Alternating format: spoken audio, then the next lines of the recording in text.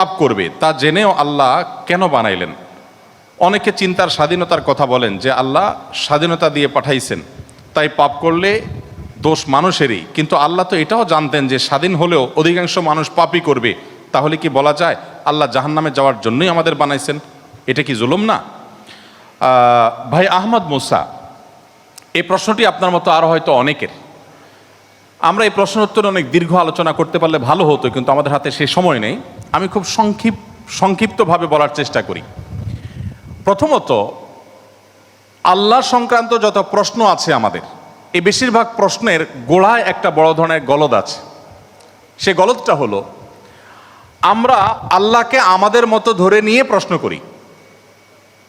অর্থাৎ আমি আপনি সাধারণ মানুষ সৃষ্টি, আমাদের যে সীমাবদ্ধতা আছে, আমাদের যে জায়গাটা আছে, আল্লাহ রাব্বুল আলামিনকে সেই জায়গায় বিবেচনা করে আমরা প্রশ্ন করি।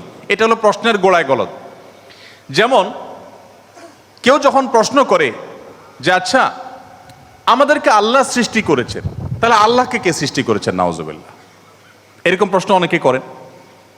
এই প্রশ্নটার অন্তঃসার শূন্য এবং গোড়ায় গলদ। কারণ আপনি নিজে সৃষ্টি, আপনি জানেন যে কোনো ক্রিয়া ছাড়া কোনো কর্ম হতে পারে না।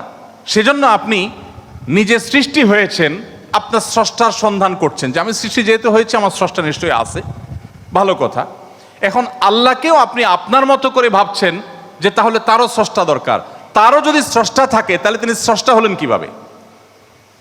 আল্লাহর যদি আবার স্রষ্টা বিবেচনা করা যায়, চিন্তা করা যায়, কল্পনা করা যায়, তাহলে তিনি স্রষ্টা হলেন কোত্থেকে? তাহলে তিনিও তো আমার মতো সৃষ্টি হয়ে গেলেন যে তারও আরেকজন যদি স্রষ্টা থাকে।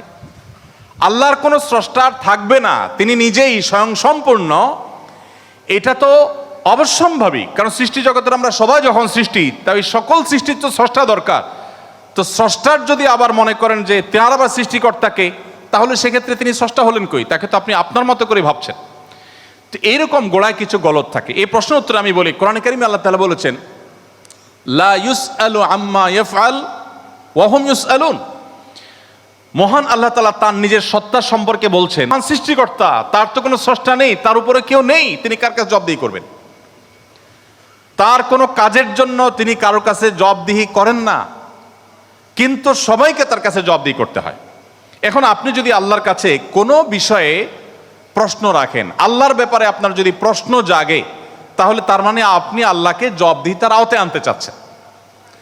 মহান সৃষ্টিকর্তা যিনি সকল কিছুর সৃষ্টিকর্তা,